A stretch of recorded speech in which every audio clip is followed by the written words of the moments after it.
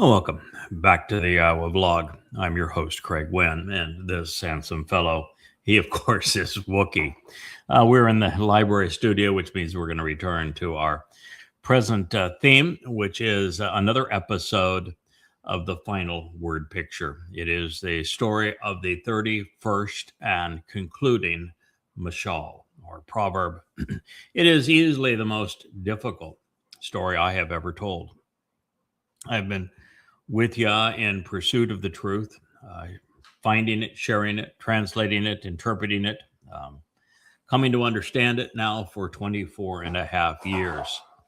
And this, quite simply, is the most amazing find thus far. I may have made a slight mistake, however, and that I left the remainder of the tea bottle by my feet, and Cara found it. So it has become a joyous toy for them to scrape along the floor. All right. So the reason I say that this is the most difficult job I've ever done is twofold. One of the reason for this intervention back 3,000 years ago is because our king, the man we love and adore more than any other, acted very badly. This morning, I have been in the midst of translating and presenting, commenting on Dode's behavior when he was 56 years old, 14 years from the end of his first of three lives. It's the story of Bathsheba, and we will get to it because it is part of this story and a future episode. But it's breathtaking in its implications. And so reporting this kind of information about our king is hard. I shared my translation of 2 Samuel 11 with Rich not more than 15 minutes ago. And I think it's the first time I've heard Rich release an F-bomb. It's a WTF moment. It is. It's tough. And Yahowah did everything but give up. His reaction is presented in the 12th chapter of 2 Samuel. And it's heartbreaking. So this intervention is what ultimately saved the world. Now, you might say, okay, well, that's the good part. But yes, it is. And this intervention, it's clearly performed by a woman whom Yahowah and Dode announce elsewhere is the Amma, the productive mother. Here she is called the Ashar and the greatest of women. So this is extraordinary. She is the wife of Yada. Now, you might say, okay, well, isn't that glorious? You were able to go back in time. Leah was, and it's clearly a 1-2 punch. When you read many of the other Mashal, they talk about this incident, and it's a husband and wife. It's the two of us dealing with our adopted son. He needed counseling. He needed an intervention. And you might say, well, isn't that glorious? You had this opportunity to do that. Yes and no. That was another life, long time ago. This is a very different life. You see, what I have determined is that since God cannot take someone back in time to interact back in time without destroying the universe, it would literally rip apart the universe if he were to do so. It would change cause and effect. It's written really into the fabric of light and how light is the governing aspect of the universe. You can't go back in time. So knowing that, the only way that Yahowah could keep his plan on track when it was on the verge of falling apart was to have someone's in particular, that were souls that he could insert when he needed them and bring them back out. And one of the things I shared is that this is manifest in the hinted form by Enoch. Enoch is actually, Chanakh is the proper name, and it means that somebody who was prepared, devoted, and deployed. That's what his name means. And God used him and then withdrew him. And he is the standard for this practice. When God needs someone to intervene in such a way that resolves an issue that would otherwise preclude the normal implementation of his plan, he sends them in and he withdraws them. And if he does so in the ordinary flow of time, there is no issue. And the souls that he uses to do this only need to know enough at that particular time to do that particular job. And there is no reason that they would need to have a reservoir of memory of what they did in the previous time. Although I'm sure that there have been overlapping instances where she or I had this memory. But each of us, all of us, gets to live one life. Even if you're one of those unique individuals that God inserts throughout time, you get to live one life that's completely subject to free will. You know, Leah's struggling this morning when I met with her and on this subject and saying, did I have free will? How was I used in this way? Why don't I have a memory of it? And I said, because you haven't processed how God deploys nephesh souls. All he is obliged to do is to make certain that in one insertion, one time that our souls are active, that we are conceived the old-fashioned way in that life. And in that life that we enter it with a clean slate as a nephesh and a nesama, and we have the opportunity to demonstrate that we will come to know Yah, come to love him, come to appreciate who he is, become Torah observant, do the very things that Yahweh ultimately needs us to do to be useful, to be observant, to be responsive, and to be reliable. And for us, that is this life. In the others, we had other responsibilities and sent in for other purposes. But it's not like Yahweh is trying to have a huge cast of characters so that the players are difficult to follow. And so he is quite committed to having a certain group of people serve in a particular capacity. And with our beloved King, Dode, who is returning, brilliant as the sun in our presence. Well, his throne is anyway, the Kaporeth, the mercy seat of the Ark of the Covenant. And he's represented by the sun, Dode is. He's the greater luminary. He needed mothering. He needed fathering. He needed parenting. He needed someone to give him counsel. And it appears that that's going to be a role that we get to play going forward. So this is an ongoing story, and it's I don't expect that all of you, or even many of you, or even most of you are going to appreciate the complexity of this, of the idea that God would have a mother and father figure in support, particularly of his beloved son, when his son came off the rails, and how that was possible some 3,000 years ago. And the same souls, the same nephesh that perform that role can talk to you this day from this stage. But it is as I'm sharing it, and You don't have to know that. You don't have to agree with it to capitalize on what God is offering vis-a-vis the covenant. It's incremental.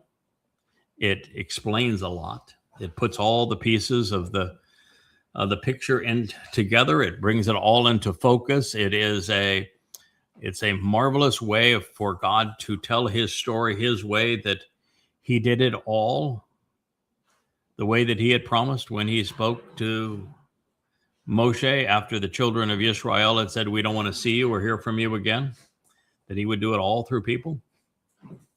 And he did. So God did it his way.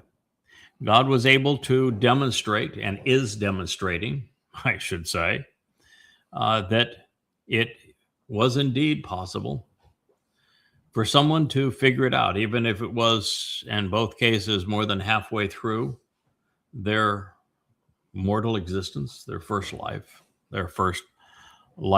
born the old-fashioned way, that they would figure it out somewhere along the way. They would become observant.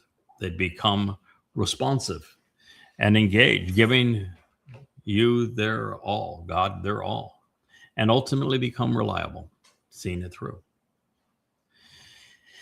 There was a lovely song that was posted by the son of the gentleman, Will O'Brien, that his son's name is Jake. That was on Family Hour last Friday evening during the Shabbat show.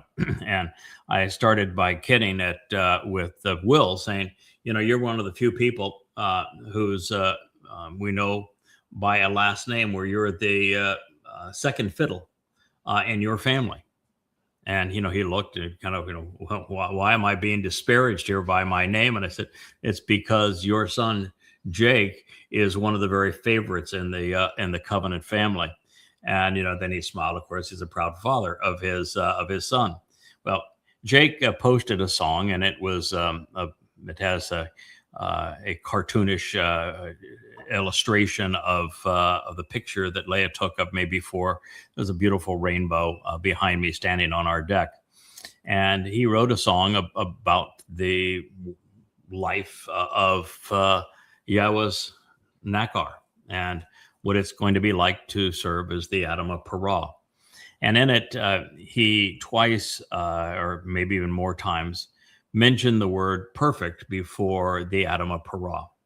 And it struck a chord with me because one of the more intelligent rebuttals to our constant presentation of Jesus never existed, and Dowd is the Messiah and Son of God who fulfilled Pesach, Matzah, and Bikurim, becoming our Savior, was that a Christian said that's not possible because he wasn't perfect. He had a man killed so he could steal his wife. And that's a tough situation to respond to. I mean, of course, Jesus wasn't perfect because he never existed, and he was in contradiction to the Torah, which made him even far worse. And there is no indication that, of course, even the myth is not even associated with Pesach, Matzah, and Bikurim, so that the myth accomplished nothing. It's all a counterfeit and lie, so that certainly isn't perfect. So it's not like Christianity has the perfect, but, isn't it supposed to be the perfect lamb that fulfills Passover? And Dowd did this horrible thing.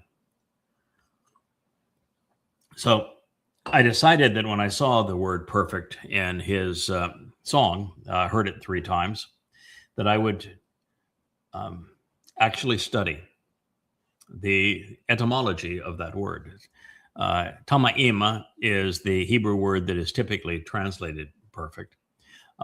And even it means just to continue to be steadfast in doing something, to be consistent, to show integrity in this regard. And of course, we can live up with that. But all of those are derivative from its actionable root, which is tamam. And the actionable root, tamam, means to finish the job, to be wholly devoted to completing what needs to be done, to fulfill the prophecy, and to do so wholeheartedly to the very end. So God's definition of perfect, therefore, is what we're doing. We've been doing it now for nearly 25 years, and we're going to see it through to the end.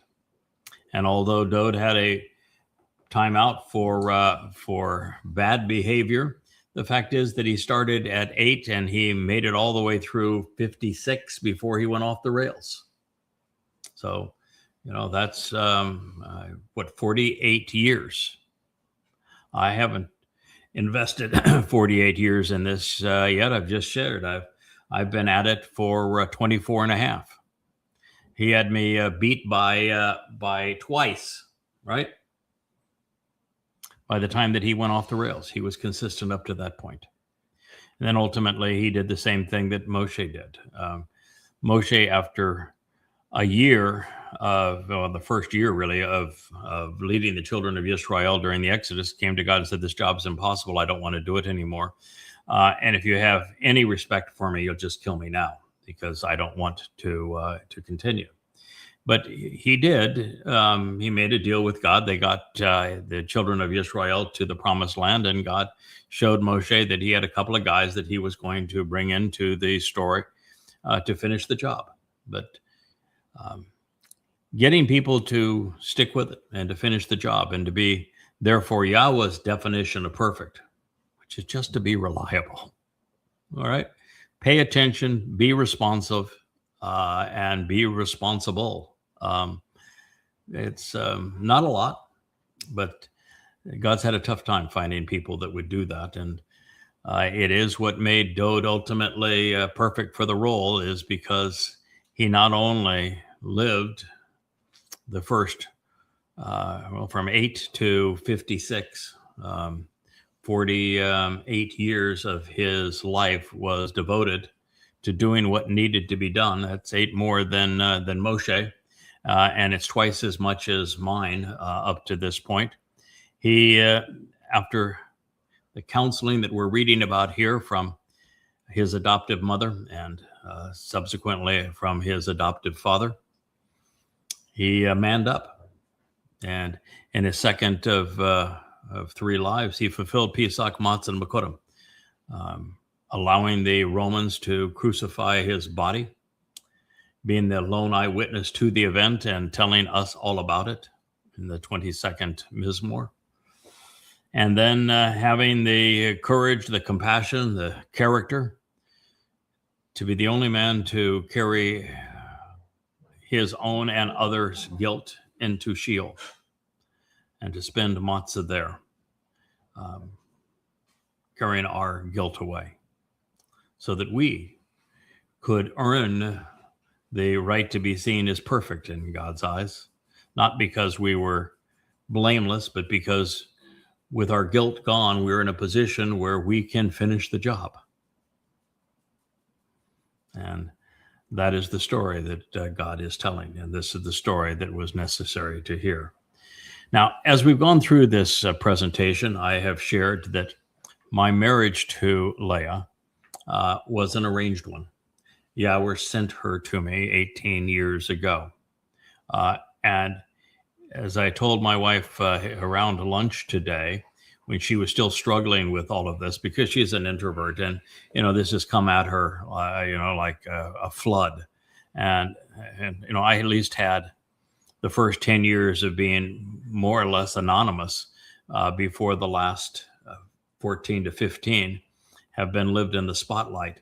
And so I had this time to build up to this. Now, she's had it too. I mean, we've been together 18 years and constant Torah study and growth before she's learned that she's a key player in God's story.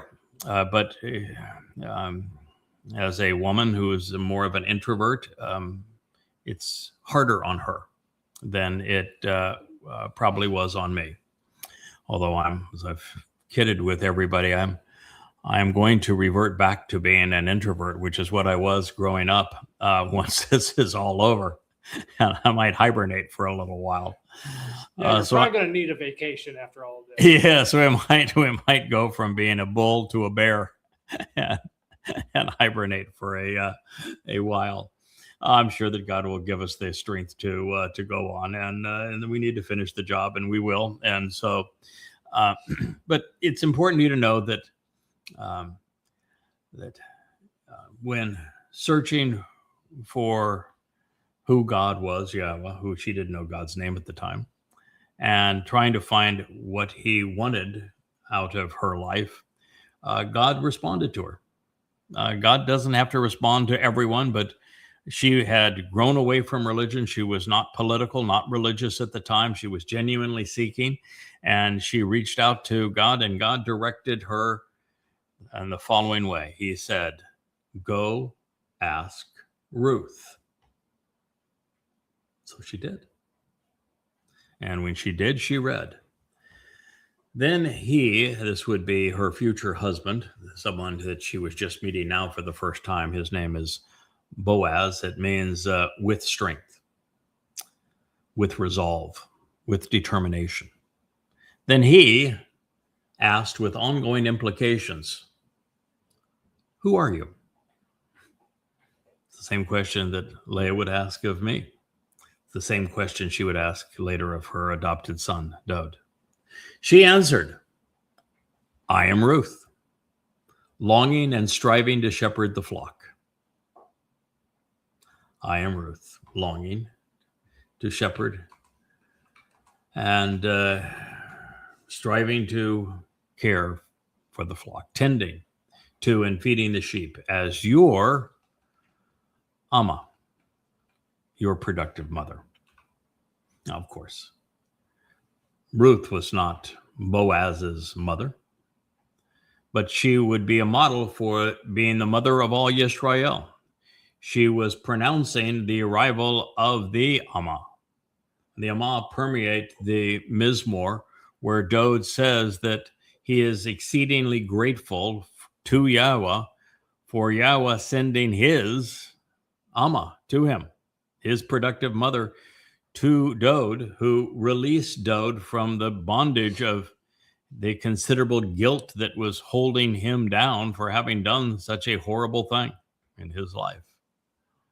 And so Ruth here is now announcing, I am your Amma. Just as Leah has become the Amma to her Boaz. She is the productive mother of the covenant. It's a point, by the way, that Yeshaya Isaiah makes perfectly clear in the 54th chapter, where he speaks about the barren woman who will conceive so many children as part of the covenant that everything has to be enlarged just to make room for God's expanding family. So he says, I am Ruth, longing and striving to shepherd the flock as your productive mother. So spread out the hem of your garment as your wings over your Amma, your maternal co-worker, who is branded and marked to deliver the Gaal, the kinsman redeemer, to save you. And she would. That is the story we are articulating now in the final word picture. The Amma as the Ashar, which was the very thing that Leah prescribed of herself, saying that she would be the beneficial and blessed one. And that's how she would be remembered and known as a result of being an adoptive mother of Asher, one of the sons of Israel. So Ruth, longing to serve as a shepherd, as has Leah, to service as the productive mother. From her instructions regarding her future husband's apparel to delivering the kinsman redeemer to him, this was so specific to our situation and to this situation. It's obvious that God had this planned all along. 31 centuries ago, many generations before Dode was even born. Going to have to get up pretty early in the day if you're going to beat Yahowah to a prophecy. Now, even more amazing, the man that she was addressing as her future husband, as I've shared, his name was Boaz. The proper pronunciation is probably Boaz or Baoz. It means in strength, with power, fortified. He was the man that had the endurance to prevail. His name would serve to identify the north or left pillar of the temple, because he would serve as a template, a harbinger of the left hand of God. The south column, the one on the right hand of God, the one closest to the city of Dode, because the temple, as you know, faces east. So on the right hand would be the south side, which is below that would be Dode's home and the city of Dode down the ridgeline of Moriah. So on the right side, towards the city of Dode, it was named Yakin, one with the ability to overcome, to succeed and endure. Dode would have to overcome malfeasance of his own making. When I share with you what he did and said, it's going to make your skin crawl to understand what he had to overcome to return to that position as the right hand of God and as the Yakan. Now, these two amudim, columns, which means stand together, means that they were forever juxtaposed as supporting pillars. They would create an alam, a permanent bond, on the porch of the Hekel, the temple and royal residence for the covenant family. I want to read this to you because it means that the Go Ask Ruth was quite the setup by God. It not only directed Leah to her role as Amma, the protective mother, to her role as a shepherdess, which is also part of what Leah, the name, conveys, but also to her future husband, Boaz, one strengthened to prevail, who would be forever linked to Dode, to Yahweh's temple, to one of the two columns, the one on the left side. It was all there. Every bit of it. Go ask Ruth. So to prove that point, I want to share with you what we know about those two columns. It reads, he established, erecting by standing upright, that which pertains to the amudem, the support pillars. Amudem means the unifying juxtaposition of that which is side by side, standing and grounded, remaining and enduring, such that they take a unified stand and remain together.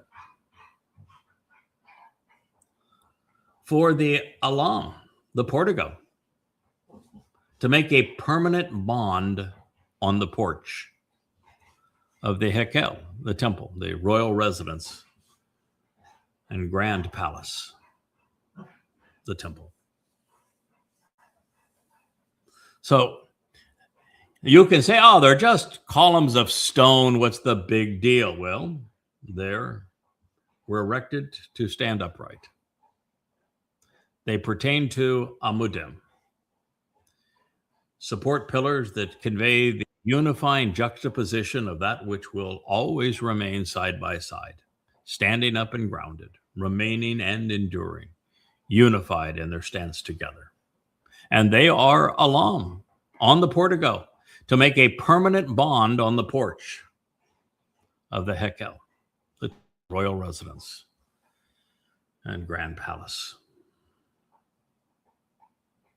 Well, that should have been enough, but there's more.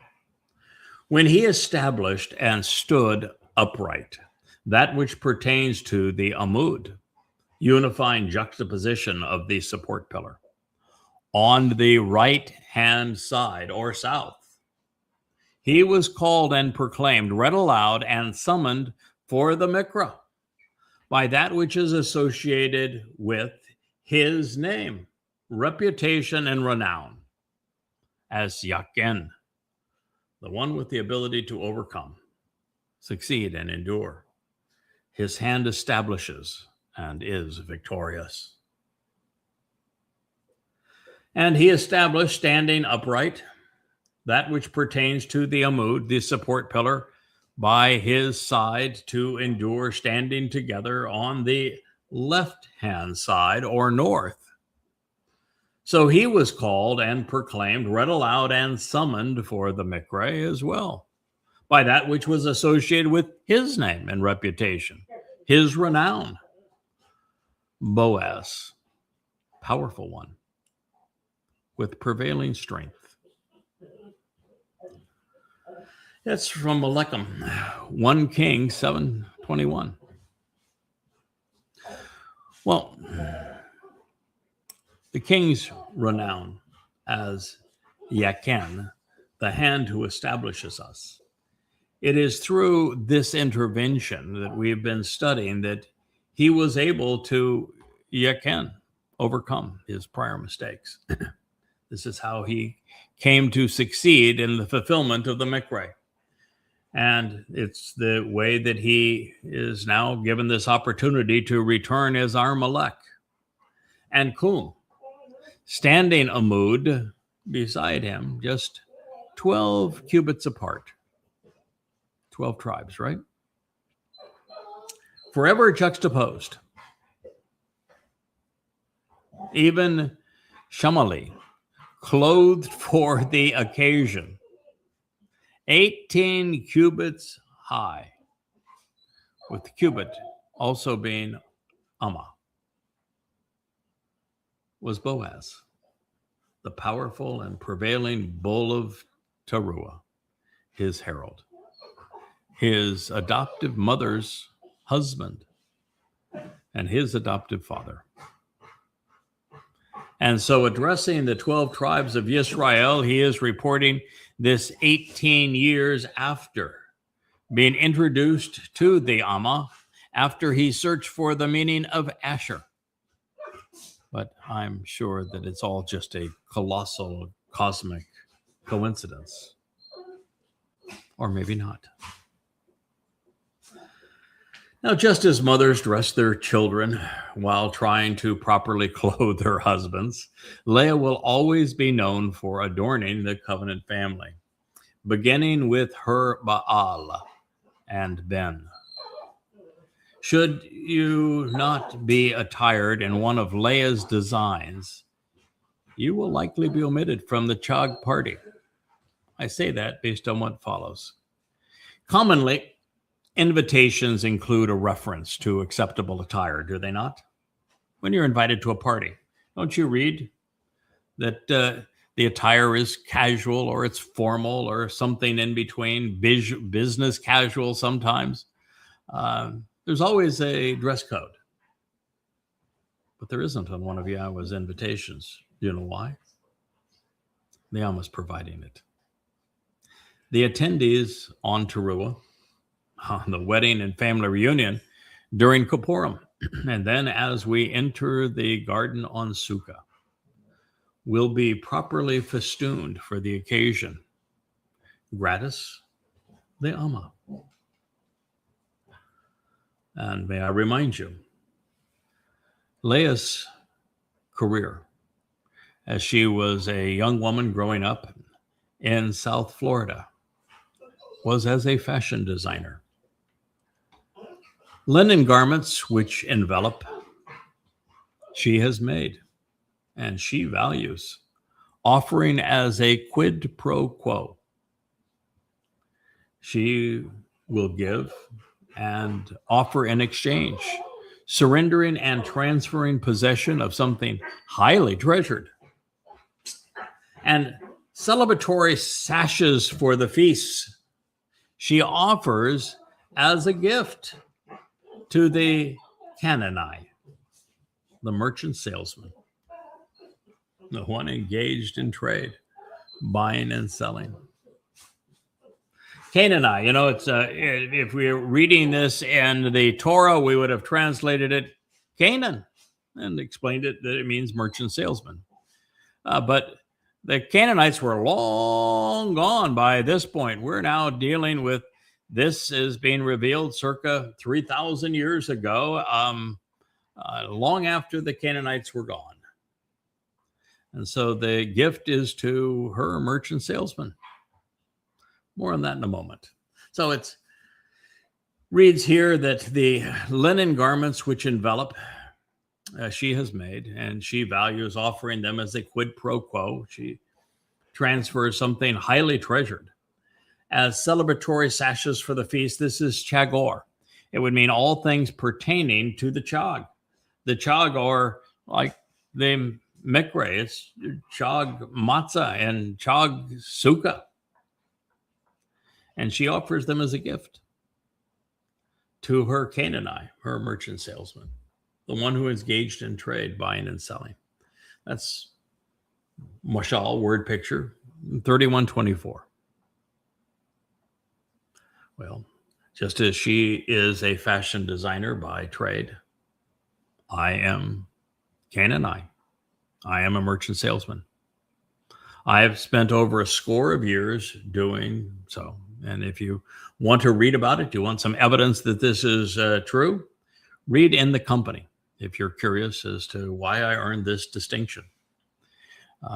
In the Company is now presented at the bottom of the Yahowah page. If you click on books, they have a number of links at the top, and they have grown.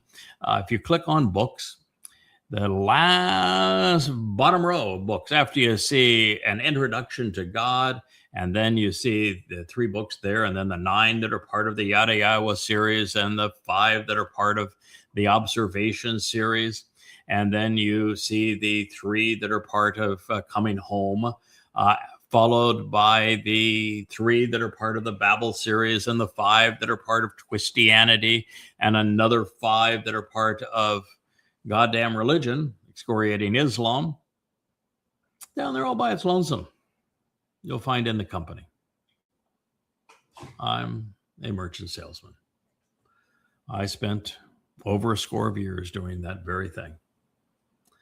And Leah will be establishing the makar, this quid pro quo, as remuneration for her garments. I suspect that she will ask nothing more than what Dode and Yada are offering. Respect and appreciation. That'll be difficult for some, a price too hard for them to pay. With all of the splendor and majesty associated with Kippurim, the day of reconciliations, when Yahweh returns with Dode, the mother of the groom, will be the most beautiful woman in attendance, even if she is 4,000 to 6,000 year old by the time. It's kind of a strange thing that we are old souls, but we'll have refurbished bodies. Strength and dignity. Oz. Oh, what was the name of that fellow that was going to be the Amma's husband? Obed-Edom? No. Yeah, well, he is Obed-Edom in this life. That is for true. Oh, Mouse. House. Yeah, strength. It's Oz here. It can be pronounced Oz or Oz. It's where we get where they got the name Wizard of Oz. Yeah, the great mighty Oz. Well, that's what Oz means. Great and mighty. So this anyway is strength. It's interesting to come off the story of Boaz when it means with Oz. Strength and dignity, a most beautiful appearance. and noble status and character, Hadar, adorn her. And she is amused and entertained. She is smiling and laughing during the day to come, at long last, and throughout the future. Mashal word picture, Proverbs 31:25. I tried to remind Leah of that today as she's stressing out when I came in to get her for this broadcast. She was flat out napping. She spent all night up reading everything she could find on this role of being a mother to the covenant family and a surrogate mother to Dode. And so she was, as this prophecy has already foretold, burning the midnight oil and was up all night doing this. And so she collapsed not long ago. And it's a lot of stress. There are those who I'm sure will say, how egotistical of you to claim this. And it's exactly the opposite. It is so much easier being an unnamed player that gets to contribute, gets to earn Yah's favor and respect, because everything that you do is on the plus side of the ledger. There aren't established expectations and responsibilities, just unlimited opportunities. And that's really the best possible position to be in. But she's no longer in that position, and it's uncomfortable for her because she has watched me over the last 18 years that she's known me. And the more I become known as a contributor to God's overall story, the bigger the target grows and the more I'm attacked. I was just telling Rich, I said, it's a great job. So I go out and I do a vlog that says, I killed Jesus, and denounce the credibility of the most popular religion in the world. I've written the definitive books proving that Allah is Satan and that Muhammad was not a prophet. Now I've got 5.5 billion people at my throat that want to either denigrate me or kill me for having fun so far. Then I have to tell the MAGA that their president that they are all but worshiping as a Messiah is equivalent to the Antichrist, that he is demon possessed. That, of course, puts me in fine stead with Republicans. And then I have to tell Democrats that as an expert on economics and world history, I can tell them that Marxism and socialism is completely counterproductive, and that their current rage against Israel is going to put them in the crosshairs of God's displeasure. And then, of course, I get to remind everyone on social media that these platforms have become toxic, that artificial intelligence is dumbing the world down, that there's generations now that have no character, don't know what it's like to work and make a contribution, and that the most popular influencers are a bad influence. So how am I doing so far? Is that maybe why I have 30,000 posts on X and slightly over 2,000 followers? I would say that's probably a direct correlation. Oh, and by the way, I'm also having to ridicule AI, including Grok, and the founder of X for having lost his way. And I'm not real pleased with the founder of Facebook right now because he's kowtowing to a new version of cop-out thought police. So it puts you in a very unpopular position to speak for Yahowah. And it's never been any different. So she is now dealing with this. And of course, it's reeling from it because it's a tough call. And God's not going to accept anything less than the last full ounce of our devotion. That is what is expected of us. So Leah will be accompanied by Boaz, with strength, and that that man, he is her Baal, her husband. But even independently, she is becoming a strong woman in her own right. And this is part of building her up. I had to remind her again today when she's so concerned about the added responsibility. I said to her that you were brought to me. I am your bail. I am responsible for you. And therefore, it's my job to fortify you, to equip you, to teach you, to protect you, to enable you. So, yeah, eventually you're going to need to learn to relax and enjoy this job under those circumstances.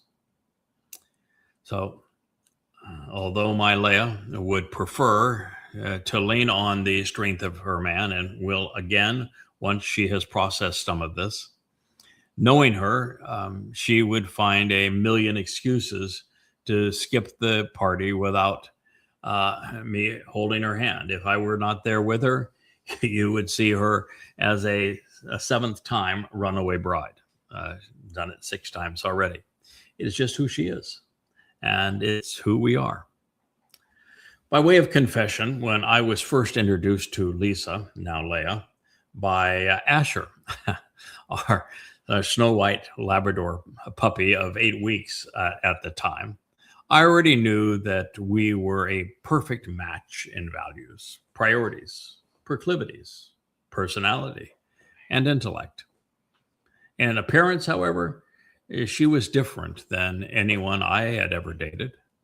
So as a visual creature, when she showed up in boots up to her knees and in a trench coat down to below the top of her boots in South Florida, this overcoat, because it was too chilly for her in Florida, I wasn't smitten initially. It was while sitting on this park bench outside the airport in front of baggage claim that I thought to myself, well, this may be nothing more than the lunch that she had suggested. So it would take me a few hours to change my mind. I had sweet talked her into a relaxing and therapeutic jacuzzi that I had installed on the flybridge of my yacht, which was named Cara, which was docked alongside the inland waterway in the backyard of my South Florida home. She was so shy. She managed to slink in behind a towel unseen into that jacuzzi. But when she flew out of it moments later to rescue Asher, who had scrambled too far aft before the rails were installed all around that aft deck, seeing her for the first time dripping wet in her bathing suit, well, all I could think was to ask her who had made her so exquisitely beautiful. And of course, now she is the most beautiful woman in the world to me, with a truly noble status, glorious character, and completely amusing and often entertaining personality. As she says, I'm an acquired taste. Yes, but it's one that I've curated. Now, as one would expect when I look at places other than her eyes, she opens her mouth and says, I'm glad that you like what you see, but my brain is what matters most, and it's a little higher than you're presently looking, love. And then she smiles. This is what was written. She opens her mouth with wisdom, intelligently revealing the capacity to understand. Ba chakma. And a loyal love and affection, showing great favoritism and devotion for the Torah. Its guidance and teaching are on her tongue. Proverbs, word picture, 31:26. Leah has many interests, but one love, Torah. She may be among the most Torah observant women ever. When the Amma speaks words of Chakma wisdom, intelligence emerges. She has been gifted with uncommon mental acumen, and her forte is in Chakma, showing the mental aptitude to understand Yahweh's Torah guidance and teaching. It is the chesed, love of her life. And to God's instructions and directions, she is absolutely devoted. Now, I would be remiss if I didn't add that Dode begins his poetic presentation of the Choder, which is probably the most important of the prophetic prophecies regarding the role that I've been asked to play. And he does so by saying that the Choder's wife is Chakma, exceptionally wise. And since this discussion has been sensual, in addition to cerebral, one of the first things I learned about Leah is that she is a sapiosexual. Now, most people don't even know what that means. Fortunately, I did when she first sprung it on me. And it means that when it comes to getting her motor running, intellect trumps appearance and brains are more important than brawn. That is how she is being depicted here. Now, as those with whom we share our lives know, as after cruising in Kara to the Virgin Islands, Leah and I have built our love nest overlooking the sea, where the Amma is queen of her castle. She keeps watch, always on the lookout, in the ways, walk, and affairs of her family and home. She does not consume or feed upon the bread of conflict of those who lack discipline, are immoral, the idle or the lazy, the ashuth, the sluggish and inert, who are inactive and fail to take initiative and make a contribution. Boy, is that ever Leah. Leah's been devoted to her people and the covenant family for, well, now we know thousands of years, culminating in our home, which has become a studio for the Yahowah vlog.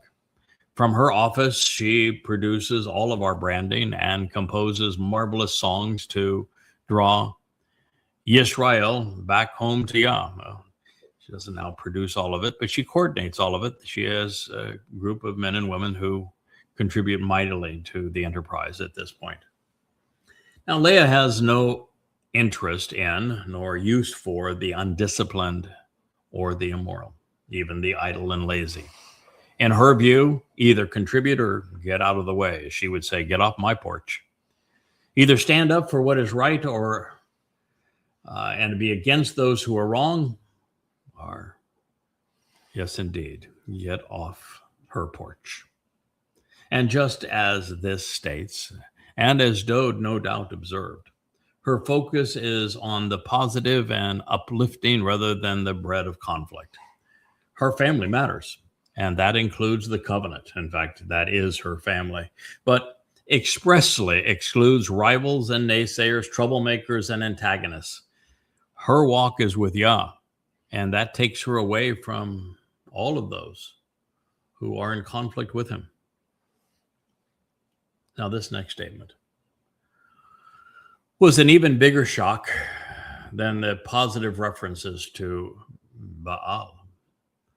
Then, after considering what Leah said 4,000 years ago, the actual meaning of the word, the realization that it represents one of the 12 names comprising Yisrael, and the fact that the adversary seeks to corrupt what Yahweh cherishes, well, claiming this title began to make perfect sense. Yahweh is restoring more than just the planet for our return to Eden. He is also cleaning up our vocabulary too. You know, one of the reasons that I had such a tough time with Leah's husband, Yada, being Baal, is that I think of the great orator, Leah, criticizing the prophets of Baal. But he went off after the religious interpretation of it, not what the word means, which is husband. And if you recall that while there were 450 religious advocates for their false interpretation of Baal, there were also 400 for their false interpretation of Ashar. Were there not? And so by bringing these two names together, husband and wife, Baal and Ashar, God is claiming the very terms that Satan stole. It is another reason why Eliah's dress rehearsal as the man ridding Israel of its religiosity 2,880 years ago is so opportune for this moment, because he got rid of all the naysayers who were corrupting what Baal and Ashar would represent forevermore with God and his people. So this reads, with that introduction, her children will rise up and take a stand, and they will call her Ashar, a beneficial blessing for having revealed the way to the relationship. Her husband, Baal, the Lord and Master too. He reflects her bright and clear light and consistently praises her, extolling her virtues. Mashal word picture, Proverb 31:28. I share this with you honestly and say, when I first was introduced to this, because, listen, I've read through everything in the Torah and prophets so many, many times, but it's a whole different experience when you are examining every word, when you're not looking at careless renderings, but very thoughtful deductions of what each word says. And it was less than a month ago when Leah brought this to my attention and said, you need to stop what you're doing and deal with this. It's Mashal 31. Now, she said it in a way that got my attention, as women sometimes can do and wives can do. And it was on a little piece of paper, and I retrieved it in the bright and early the next morning after a wonderful evening together. We read it in Hebrew. And when we came to this line, we just looked at each other. We had so embraced Eliah's refutation of the prophets, the religious pontificators for Baal and Asherah, and had been so anti-religious that we naturally came to the conclusion that, well, those must be bad titles. And yet there was this problem with that, because Baal is the only Hebrew word for husband. And it's a husband who acts as a lord and master of his home. In other words, he is there to protect, to support his wife. And Asher is my favorite Hebrew word. It means beneficial relationship, to show the way to the blessings of the relationship that Yahowah intended. It's to reveal the means to get the greatest joy out of life. It's the first word I translated, the first word that Dode wrote in his first Mizmor. It's such a spectacular word. It was Asher that introduced Leah and I. I love that word. And here you have Leah saying that she will forever be known as Ashar, blessed and beneficial. And so we had to process the fact that everything that Satan covets. Jesus being the Son of God and the Messiah and the Savior, the chosen one. When every one of those accolades is afforded to David. Satan coveting the title Baal, coveting the title Ashar. It's what he does. He wants to be perceived by the things of God. He doesn't want to be the adversary. He wants to be known by the things of God. And so he counterfeits them. And it opened up our eyes that, our vocabulary needed a little cleansing too.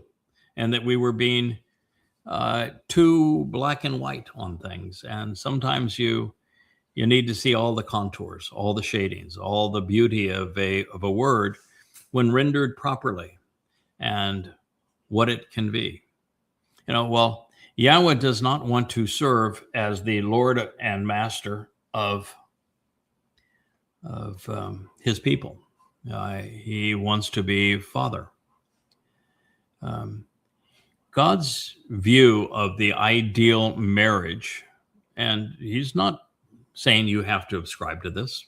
You're free to do however you want in any of your relationships. But his view of the ideal marriage has the man being protective, and has the man taking the lead role in creating the environment that they can thrive and raise their family, and that a ideal wife is supportive in that way, and she can express herself with total confidence, knowing that she is protected in that kind of a relationship. I'm not saying it's for everyone. It works for us. We're presented that way. She is beneficial. She's a blessing. I am very assertive. I have a commanding presence. It works for us. We're very happy in that, and this is how God has described us.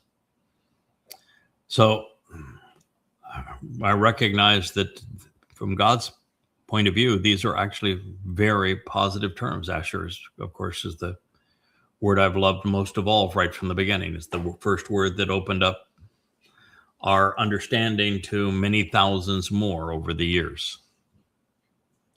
Now, when it says her children, was childless up to this point. She's the barren woman. Of course, there were 6 women, and I will delineate them, who were barren in God's story, each of which case it was resolved, and it's quite a story that's all indicative of this story when I share those stories with you. And here, the barren woman, we're told in Yeshaya 54, is going to have a huge family. And that her children, the covenant family, are going to rise up and they're going to take a stand. It's what we do. Matter of fact, is not the grain, the wheat that is collected on Shabuah, standing grain? So the covenant family is going to take a stand. They are that standing grain. And they're going to call her. And Ashar here is a verb. It is presented in the Peel imperfect third person masculine singular. It says that they're going to call her. They're going to actively proclaim her. They're going to pronounce that her name is Asher, a positive and encouraging influence, one who promotes an upright and properly guided life by leading them along the correct path. They will call her Asher, a beneficial blessing. And they're going to call her husband Baal, the Lord, the Master. The Lord and Master of the house. In this time, with the language of the day, it was considered an honorarium in a way. It would be back when I was young, we called adults sir, and we called, if they were male, and we called women ma'am. And it was strictly a sign of respect. Baal is husband, and it's a designation of respect, so that the children of the covenant are going to refer to Leah as Ashar and me as Baal. Sir, the Lord and Master of the one who has controlling influence over this covenant family. As a matter of fact, Yah was really quite clear that that in this role, in the children that become covenant, one of the first acts is that I get to give them to Dode. Here, they're yours. I'll watch over you, you watch over them. In the case of Leah and I, will watch over you. These are our children, and we're giving them to you. And then it concludes in the 28th statement by, he reflects her bright and clear light and constantly praises her, reinforces her, extolling her virtues. You know, for those that might be, I am woman, hear me roar. How dare you say that you are Baal, Lord and Master, as husband? And then you're going to have to deal with this, because with that added responsibility goes a whole level of additional commitment to the relationship, responsibility to the relationship, really. And in this case, the thing that comes with that is a reflection of her brilliance. I'm putting her in a position where her virtues can be known, where they can be seen, where her light can be shown to the world, praising her, extolling her, bragging about her, appreciating her tremendous value, her exceptional worth, her brilliant radius. So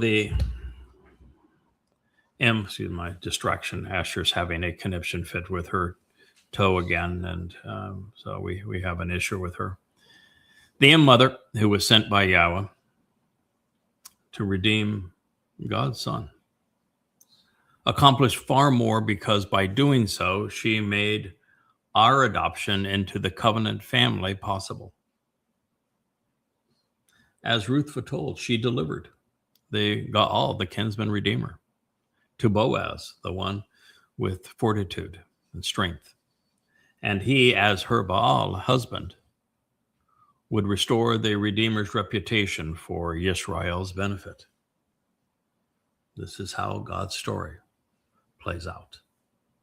So as we know, the Amma, the productive mother who became Ashar, the beneficial blessing, by promoting her Baal husband's message regarding her son to her people, is also, just as the prophets foretold, she is the barren woman who would become fruitful and productive again, raising many children.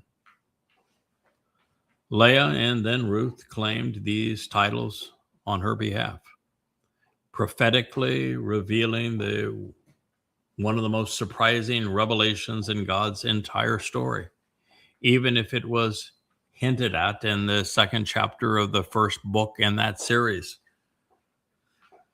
Now, in keeping all of this in mind, just as yada is always portrayed as a verb, and thus as an action-oriented designation, in this case, Ashar is also a verb. This was an Amma, productive mother, because she actively engaged. With Eliah returning to reprise his role in refuting those in opposition to Yahowah, with the uplifting burnt offering of the bull, we are reminded that he roasted the religious who had falsely claimed that Baal and Asherah were gods. It turns out these false prophets were also guilty of misappropriating key contributors to God's story. When Leah serves as the master of ceremonies over the sacrifice of the Adam of Parah, this productive man as the bull of Teruah, Ashar will be right there to support her Baal. It's going to make him smile from ear to ear, seeing the full closure of God's story. So not only am I pleased to see Leah receiving the recognition her contributions deserve, I'm delighted to be prophetically seen standing beside her as her husband, as is bequeathed in the ceremonial title, Ashar, the blessed and beneficial. I have and will continue to halal her, to reflect her bright and clear light, while consistently praising her by extolling her virtues. I have halal appreciated her tremendous value and her exceptional worth. And it is obvious that, well, I'm not alone, but instead part of a glorious chorus that has now risen up among her covenant children. Now, the following pronouncement was inspired by Yahowah. It was scribed by our king, who clearly supported his father's assessment. It is unique in all of the Torah and prophets. Here at the conclusion of the ultimate intervention, we find the king who had previously shown more interest in women's bodies than their minds, and their sexual proclivity rather than their mental acuity, announcing that many women may have been highly competent and that they also engaged admirably. And then, after his tribute to the contribution of many women, Dode addresses the one with the character to admonish him. So in these words, the Ashar introduced by Leah and the Amah foretold by Ruth, the mother brought by Yah to save our Savior on this occasion, is afforded a status beyond compare. We are therefore in the presence of the greatest woman who ever lived. Well, according to Yahowah. It reads,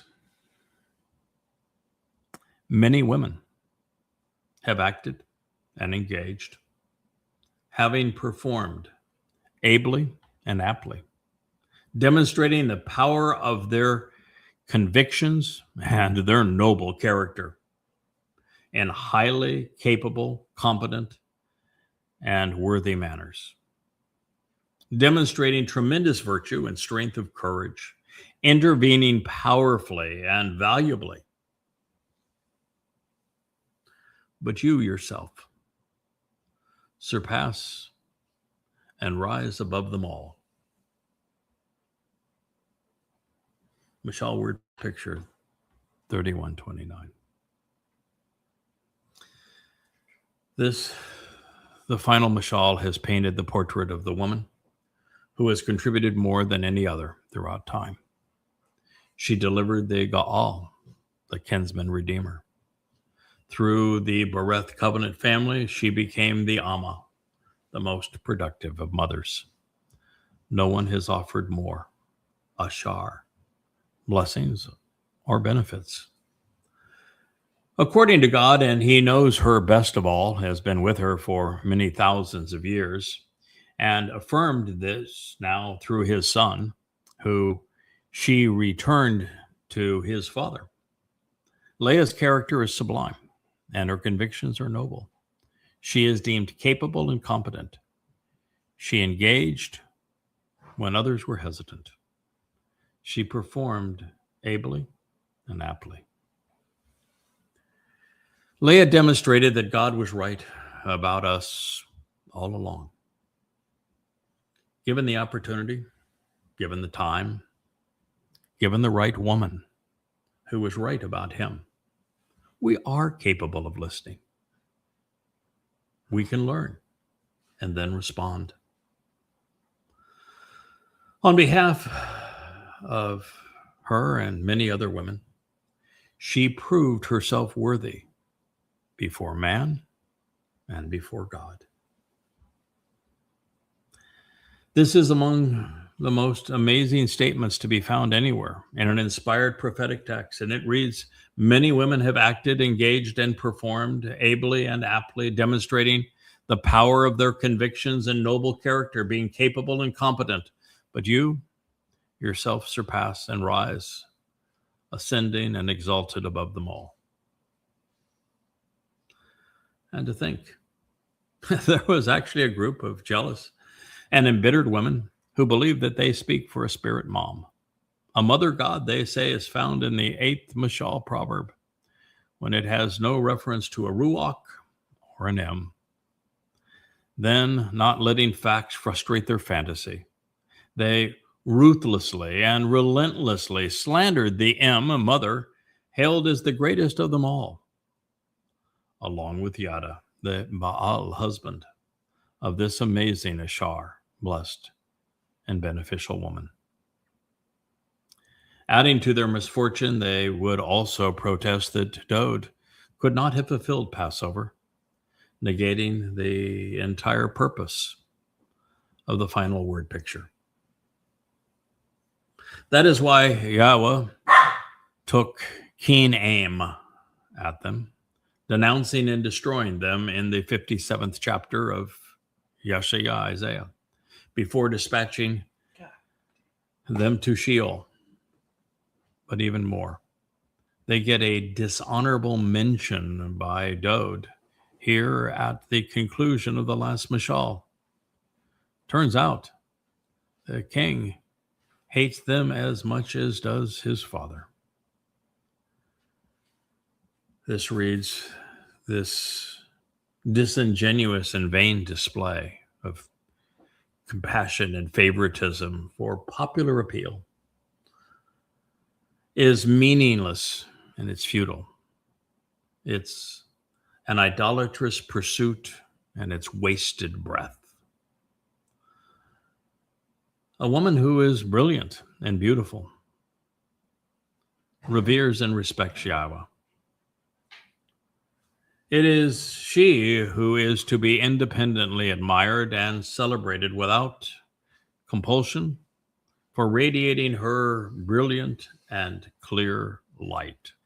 It is she who is to be extolled on your own initiative, for being worthy of exaltation, for beaming brightly. Mashal word picture, Proverb 31:30. Leah is the one in 8 billion who would thwart the insidious pleas for popularity of a futile 8 who engendered Yahweh's wrath. Her brilliance and beauty win the day because she reveres and respects Yahowah.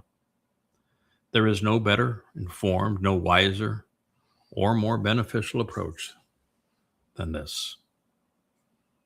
So my beloved wife, my present from God, Yahweh's gift to every man and woman in the covenant family, should be admired, indeed celebrated, for all that she has accomplished. And keep in mind, this request is being offered by Dode, the most acclaimed of men. A man that never respected a woman for being anything more than a physical body is now saying this of a woman. He said so because Leah enlightened him. He said so because he discovered that a woman's beauty was more than skin deep. He said so because she earned his respect. He said so because she had more respect for Yahowah than he had shown. He said so because she had not intervened. Had she not intervened, his life and ours were essentially over. The Amma, productive mother of Yahowah, would be an Ashar, beneficial blessing for all. And it is her garment of luminosity that's going to adorn every child born into the Bereth covenant, beginning with God's firstborn, Dode. It is the fruit of the loom. As the fruit of her hands, You all have decided to entrust her as a gift. And so you should choose to be productive for her.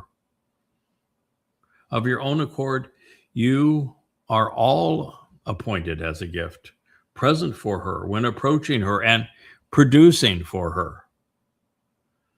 And so her contributions and accomplishments will exclaim that she is praiseworthy. She is worthy by acknowledging her brilliant radiance and clear light from within the inner sanctum of the thoughtful assembly, inside the doors, the gates, and the portal of the community of rational thinkers. Mashal word picture, Proverb 31:31. In the 9th chapter of Isaiah, we learn that a son was given. In the 31st Mashal, we know who gift wrapped him and who delivered him to us.